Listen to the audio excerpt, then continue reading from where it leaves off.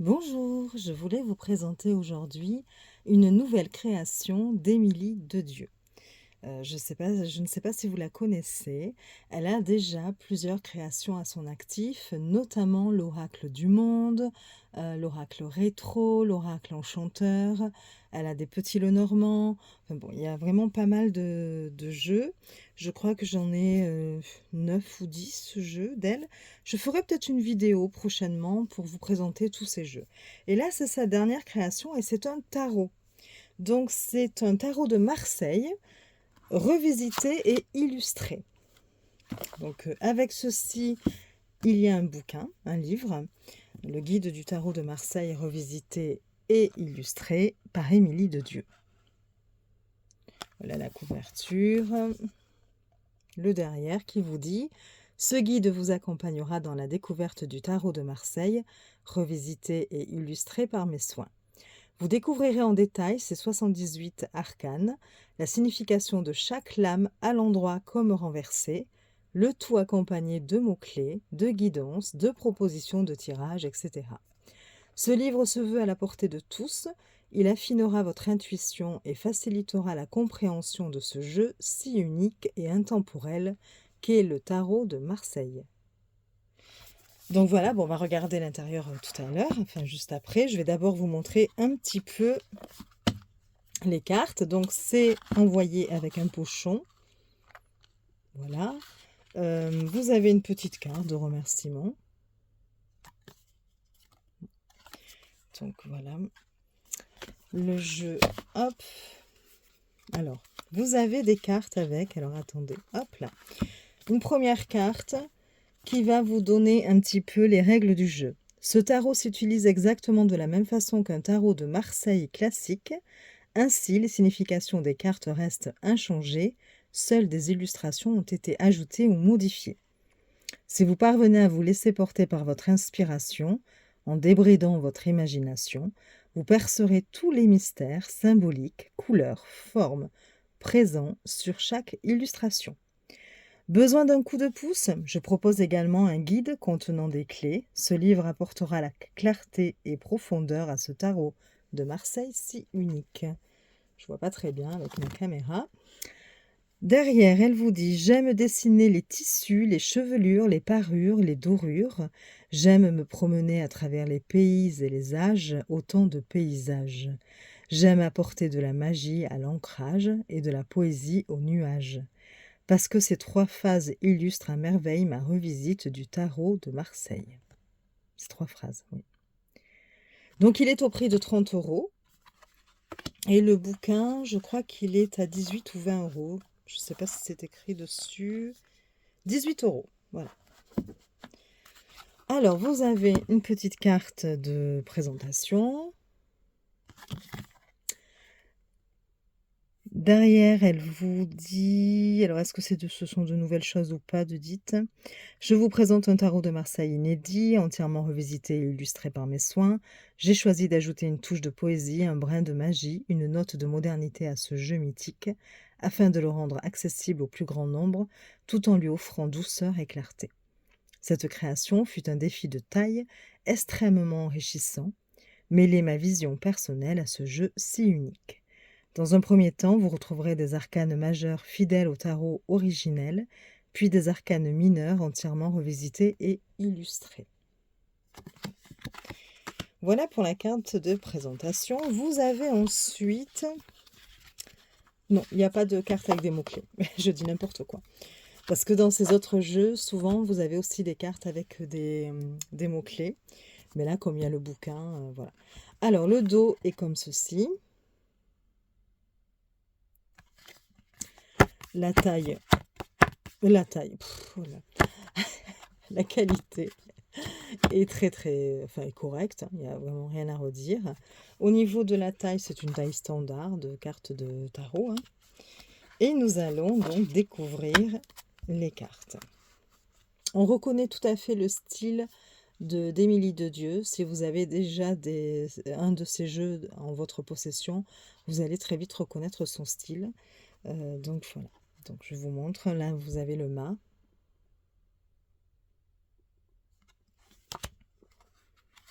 le battleur. Donc attention, ce n'est pas un tarot Rider-Waite-Smith, hein. C'est un tarot de Marseille, hein, la papesse. Donc vous allez avoir la justice en 8 et la force en 11. Et seulement, voilà, elle a illustré les arcanes mineurs. L'impératrice. Les dessins sont très doux, je trouve, les couleurs aussi. L'empereur. Le pape. Les amoureux, ou l'amoureux ici, bon, tout à fait. Le chariot.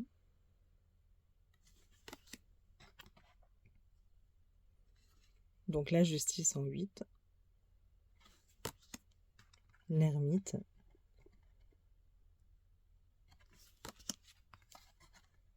La roue de fortune.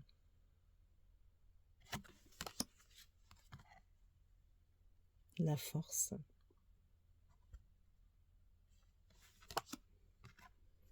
Le pendu. La mort.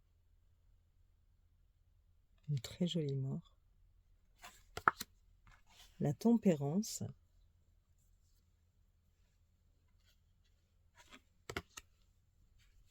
Le diable.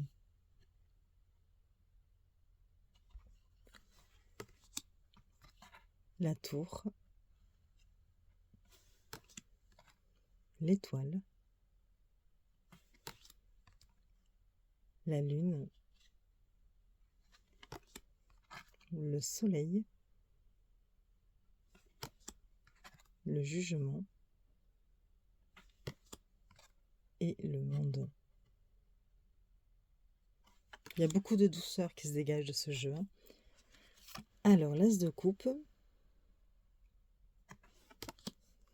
Le 2 de coupe. Le 3. Le 4. 5. 6. 7. 8. 9. 10 de coupe. Le valet. Le cavalier. La reine. Et le roi. Pour les bâtons, vous avez l'as. Vous avez l'as, excusez-moi. J'avale de travers ma salive. Le 2 de bâton. Le 3. 4. 5. 6. 7. 8. 9. 10. Le valet. Le cavalier. La reine de bâton. Et le roi. Les épées. L'as. Le 2. Le 3. Le 4. Le 5. 6. 7. 8. 9. Et le 10 d'épée. Le valet. Le cavalier. La reine. et le roi. Les deniers, vous avez l'as, toujours pareil, hein, le 2. On retrouve bien la notion d'équilibre. Le 3 de denier, le 4, 5, 6, 7, 8, 9 et le 10 de denier, le valet, cavalier, la reine et le roi de denier. Voilà pour les cartes que je trouve très jolies. De très bonne qualité, elles glissent très très bien. Et personnellement, j'adore les illustrations. Voilà. Alors, nous allons regarder un petit peu le bouquin pour voir ce qu'il nous propose. Donc, hop là. Une petite page de présentation. Il est tout en couleur, hein, je crois. J'aime dessiner les tissus, les chevelures, les parures, les dorures. En fait, elle nous redit ce que je vous ai lu tout à l'heure sur la carte. Hein. Émilie de Dieu. Donc, introduction. Donc là, elle nous fait une petite introduction en nous parlant du tarot de Marseille et de son projet.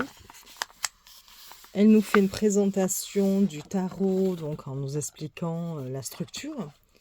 22 arcanes majeures, 56 arcanes mineurs. Voilà.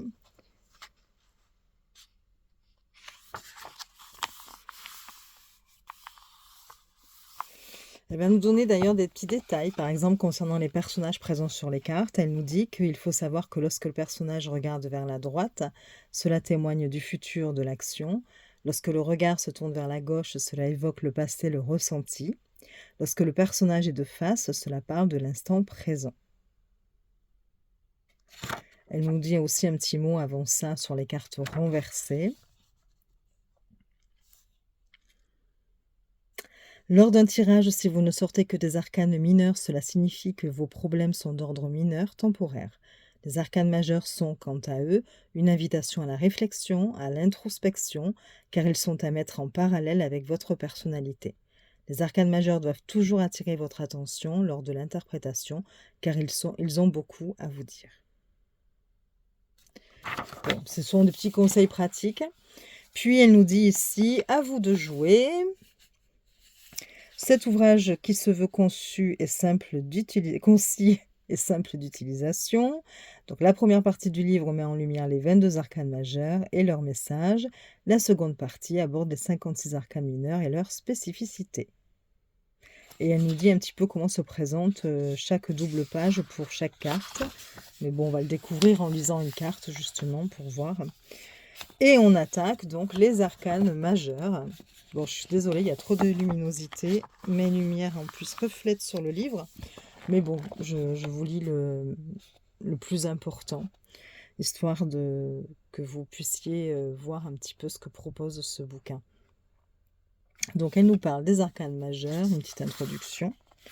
Et on attaque alors avec le mât. Voilà, vous avez donc à chaque fois l'illustration représentée avec le titre. Vous avez ensuite quelques mots sur la carte, puis des mots-clés pour à l'endroit, des mots-clés pour le mât renversé. Ensuite, vous avez une présentation, donc quelque part de la carte. Hein. Puis on vous dit sur le plan personnel, sur le plan sentimental, sur le plan professionnel et sur le plan financier. Et c'est comme ça pour toutes les cartes.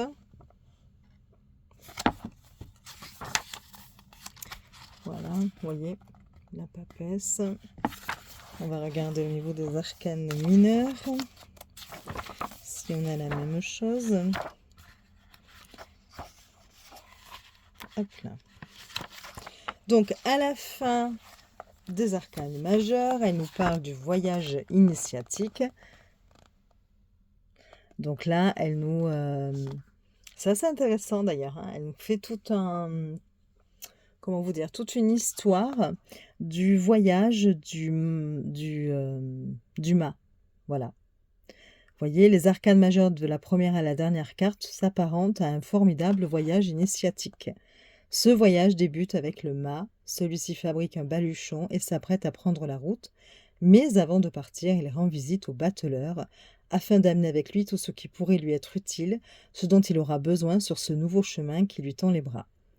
Alors il charge son baluchon d'une coupe pour la créativité, d'un bâton pour la vitalité, d'une épée pour l'intellect et d'un denier pour la protection.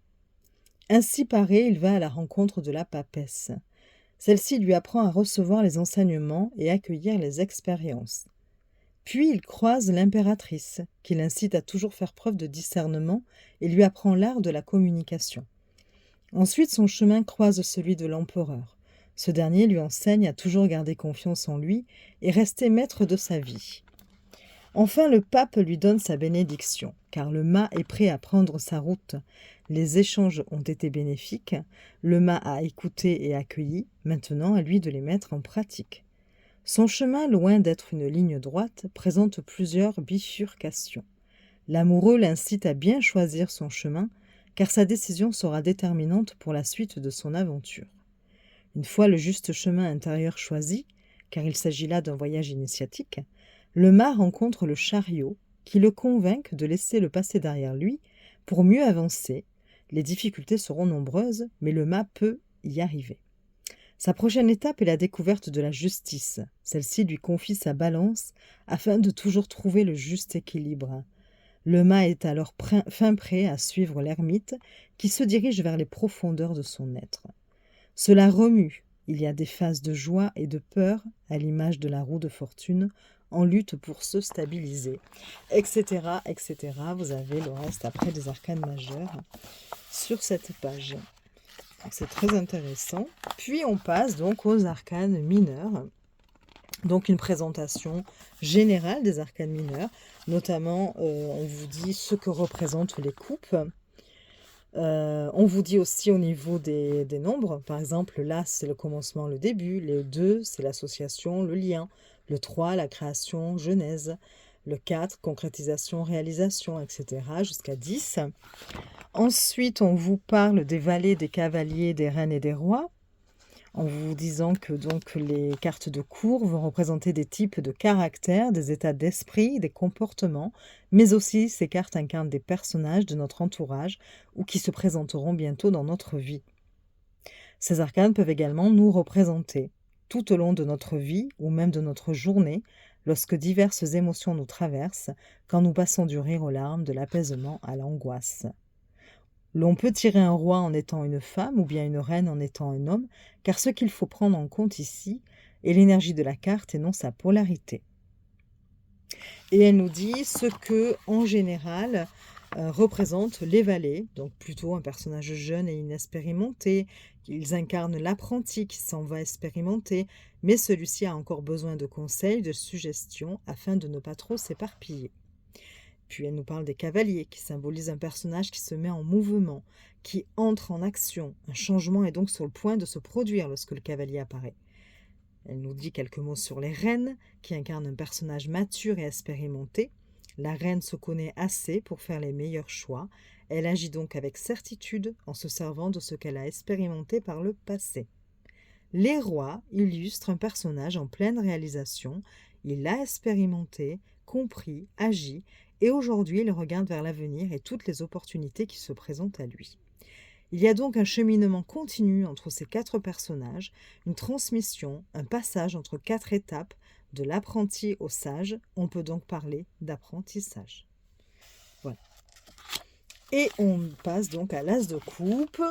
Et donc effectivement, on a la même longueur de texte que pour les arcanes majeures, hein, comme vous pouvez le voir, une double page avec la représentation de la carte. On nous dit en général ce que représente l'as de coupe. On nous dit ensuite quelques mots-clés à l'endroit, quelques mots-clés pour l'as de coupe renversé. Puis on passe à une description un petit peu de la carte. Puis on vous parle donc, on vous explique sur le plan personnel, qu'est-ce que représente l'as de coupe, sur le plan, sentimental, sur le plan professionnel et sur le plan financier. Ça sert à rien que je vous montre, il y a beaucoup trop de lumière. Et vous avez ça pour toutes les cartes et même pour les cartes de cours, hein. Bon. Je vous dis s'il y a quelque chose à la fin. Et puis après, on ira lire une carte. Donc ensuite, vous avez des propositions de tirage. Vous trouverez dans les pages suivantes plusieurs propositions de tirage du tarot de Marseille. Ceux-ci vous aideront à obtenir des guidances éclairées. Vous avez le tirage à 3 lames, le tirage en croix, le tirage croix celtique, le tirage éclosion, le tirage à 5 cartes, tirage en carré, tirage oui-non. Rappelons que les cartes prédisent une tendance générale sur l'instant T. Et on commence avec le tirage à 3 lames. Et donc là, vous avez un exemple quand même. Vous voyez, donc on vous dit que la première carte... alors, mélangez vos cartes en pensant à votre question, puis déposez devant vous, de gauche à droite, 3 cartes tirées au hasard. Retournez la carte du milieu, qui représente la préoccupation, ce qui pousse le consultant à tirer les cartes.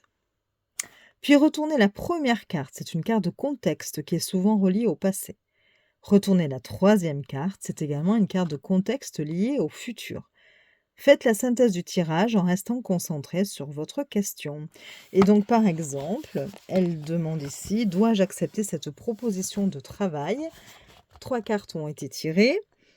On voit au centre le 4 de coupe qui nous dit que cela démontre un ennui certain dans la situation actuelle. On voit à gauche le 7 de bâton, donc qui indique un sentiment d'être prisonnier dans des tâches rébarbatives. C'est ce qui a mené le consultant à s'interroger. Et la carte de droite, c'est le 2 de denier, qui traduit une opportunité pour trouver un bel équilibre. La réponse à la question est donc oui. Oui, il y aura elle va accepter cette proposition de travail. Oui, là, si c'est un consultant. Voilà, vous avez ensuite le tirage en croix. Donc là, vous n'avez pas d'exemple détaillé. On vous donne les positions des cartes, mais vous n'avez pas d'exemple de tirage après. Pareil pour le tirage en croix celtique, que l'on retrouve un petit peu dans tous les bouquins de tarot. Le tirage éclosion. Le tirage à 5 cartes, le tirage en carré, le tirage oui-non. Et à la fin, vous avez une synthèse des cartes. Et donc, en fait, on va vous donner les mots-clés positifs et négatifs pour chaque carte. Donc, on commence par les arcanes majeures. Par exemple, si je prends le pape, positif, c'est la bénédiction. Négatif, l'intolérance. Si je prends l'ermite, en positif, c'est une retraite. En négatif, c'est le repli sur soi. Et vous avez la même chose après pour les arcanes mineurs, donc les coupes d'abord. Donc si on prend le 7 de coupe, positif, désir, négatif, illusion. Les bâtons, par exemple, on va prendre le 9 de bâton, à l'endroit où positif, persévérance, à l'envers ou négatif, découragement. La même chose, évidemment, pour les épées et les deniers. Voilà, les épées, le 3 d'épée, à l'endroit où positif, tristesse, et renversé ou négatif, reconstruction. Et les deniers, pour pas faire de jaloux, on va aussi en lire un. Allez, le cavalier de denier, à l'endroit où en positif, c'est la sécurité, à l'envers, enfin renversé ou en négatif, c'est l'avidité. Voilà. À la fin, vous avez une table des matières. Voilà. Et puis, on vous dit qu'il a été imprimé premier trimestre 2024. Voilà. Et voilà. Donc, un livre plutôt intéressant. Alors, on va lire une carte pour voir un petit peu ce que cela nous dit. Bon, j'ai fait au hasard, j'ai ouvert le livre et je suis tombée sur le valet de coupe. Jolie carte. Est-ce que je peux retrouver la carte? Ça pourrait être intéressant.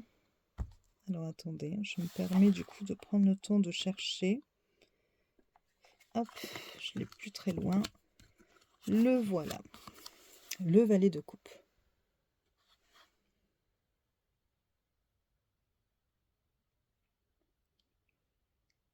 Donc on voit une jeune femme qui a une sorte d'encrier avec une plume dans les mains et elle est en train d'écrire quelque chose.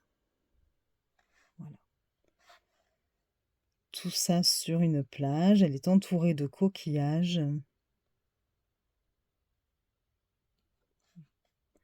Elle a l'air quand même plutôt serein. Voilà. Alors, on va lire la carte. Ça sert à rien que je vous montre, hein. Donc je vais laisser comme ça pour pouvoir vous lire tranquillement. Le valet de coupe témoigne d'une grande sensibilité, mais aussi d'une capacité d'écoute et de talent créatif. Ici, le cœur prime sur la raison. Le valet de coupe laisse son intérieur s'exprimer librement et se fie à son intuition pour tracer sa voie. Le valet de coupe incarne l'inspiration, donc le commencement de toute création. À l'endroit, tendresse, messager, bonne nouvelle, émotion, créativité, sensibilité, écoute, empathie, instinct, sentiment, inspiration, début, etc., etc. Il y a 3 petits points pour vous dire que voilà, on peut encore en rajouter si on veut. Le valet de coupe renversé traduit une instabilité émotionnelle, un sens des responsabilités absent. Le valet de coupe renversé est immature, donc sujet à la dépendance affective. Renversé, immaturité, dépendance, hypersensibilité, blocage émotionnel, irréalisme, instabilité émotionnelle, fuir la réalité. Alors, représentation. Le valet de coupe est incarné par une jeune fille assise sur une plage. Elle se laisse porter par son inspiration afin d'écrire ces quelques lignes. La coupe qu'elle tient dans la main accueille l'encre de sa plume. La jeune fille trempe alors sa plume de paon, signe d'intuition, dans l'encrier, symbole de vie et d'inspiration constante, afin d'écrire son histoire avec un grand H. Son jeune âge et sa feuille presque vierge témoignent qu'elle en est à son commencement. La longue robe d'un bleu lumineux et d'un vert profond, couleur de la vérité et du cœur, invite le valet de coupe à se laisser guider par ses ressentis. La plage bordée de coquillages symbolise la fertilité et le cycle de la vie. La mer représente l'inconscient. Cela traduit l'idée de se laisser porter par ses émotions afin d'écrire une nouvelle histoire. Mer et ciel se fondent pour incarner la puissance créatrice. Attendez, je vais ouvrir la porte à ma chienne, à moins qu'elle n'aboie plus. Bon, on va voir. Plan personnel, si je vais ouvrir. Attendez.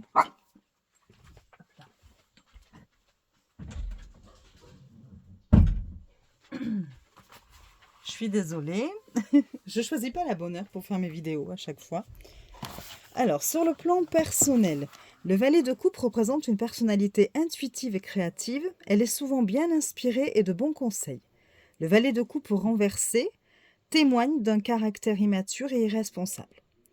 Plan sentimental. Le valet de coupe indique une nouvelle relation qui se dessine lentement mais sûrement.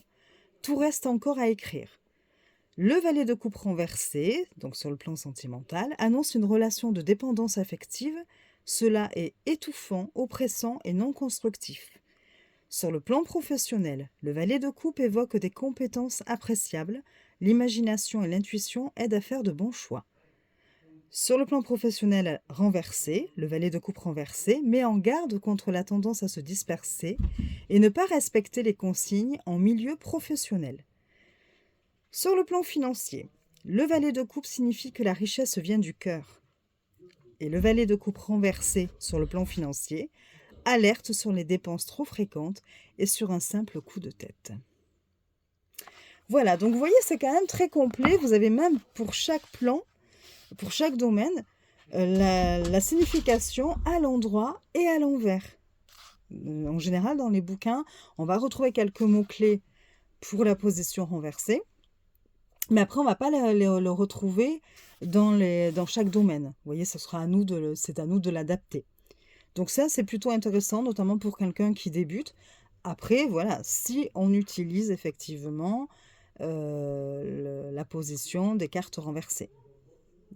Je sais que beaucoup ne veulent pas et préfèrent utiliser le tarot qu'en position, enfin en utilisant les cartes à l'endroit et non pas à l'envers, et s'adaptent en fonction comment vous dire, dans un tirage, selon les cartes qui entourent, ou des choses comme ça, ou la dominance des cartes, eh bien on va se dire là c'est plutôt un aspect négatif de cette carte, ou là c'est plutôt son aspect positif. Bon voilà, je m'embrouille un petit peu, je suis un petit peu, comment dire, déconcentrée par le bruit autour de moi. Mais bon, voilà. Donc, voilà, j'avais envie de vous le présenter parce que je le trouve vraiment pas mal du tout, plutôt joli, de bonne qualité, comme toujours. J'aime beaucoup ce que fait Émilie de Dieu et l'énergie qui se dégage de ces jeux. Et donc, j'avais envie de le partager avec vous. Donc, voilà. C'est chose faite, je ne l'ai pas vu, je pense pas encore en présentation, ou alors, bon, enfin, voilà, je suis passée peut-être à travers, j'en sais rien. Moi, c'est en allant voir sur son site, parce que j'essaie d'aller voir régulièrement si elle fait de nouvelles choses ou pas, et que j'ai découvert, eh bien, tiens, qu'il y avait ce tarot-là qui était en vente. Bon, j'espère que la vidéo vous aura plu, je vous souhaite une belle journée, je vous dis à très vite pour de nouvelles vidéos, et je vous fais des bisous.